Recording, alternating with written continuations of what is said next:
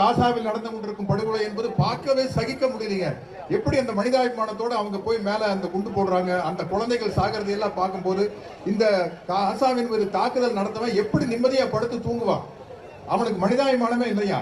குரங்கிலிருந்து மனிதன் பிறந்தான்னு சொல்றாங்க. இவனுக்கெல்லாம் முழுசா மனுஷன் ஆகல, ஒரு ஆஃப் பேல் அப்படியே நின்றுட்டாங்க.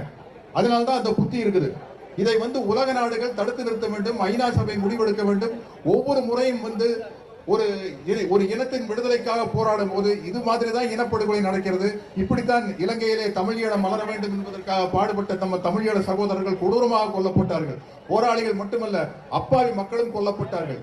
இங்கும் அப்படித்தான் போர் என்ற பெயரில் மொத்த இனத்தையும் அழிப்பதற்கு இஸ்ரேல் திட்டமிட்டுக் கொண்டிருக்கிறது. அதற்கு அமெரிக்கா துணை போய் கொண்டிருக்கிறது. எல்லாரும் நினைக்கலாம், சென்னையில ஒரு கூட்டம் நடத்தினா அது உடனே நின்றுமா அந்த போர் அப்படின்னு. நிற்கும், எதுவும் கிடையாது.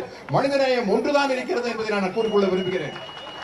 இது ஏதோ இஸ்லாமிய சகோதரர்களுக்கு ஆதரவாக நடக்கும் கூட்டம் நினைச்சிடாதீங்க. இது மனித நேயத்திற்கு ஆதரவாக நடக்கும் கூட்டம். அத்தனை தலைவர்களும் அவங்களுக்கெல்லாம் இந்த போராட்டம், அது இது போலீஸ் அடிதடி, சிறைச்சாலை அப்படிங்கறதெல்லாம் தம்பி என் மரியாதைக்கு மதிப்புக்குரிமை எழுச்சிட்டவனுக்கு திருமாவளவனுக்கெல்லாம் அது ஒரு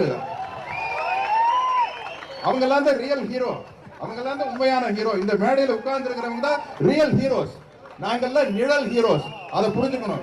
ஆகவே இந்த மாதிரி உலகத்தில் நடக்கும் அநீதிகளுக்கு எதிராக குரல் கொடுக்கும் பொழுது அனைத்து மக்களும் சேர்ந்து குரல் கொடுக்க வேண்டும் என்பது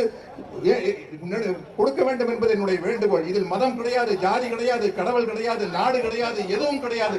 மனிதநேயம் ஒன்றுதான் இருக்கிறது என்பதை நான் கூறிக்கொள்ள விரும்புகிறேன்.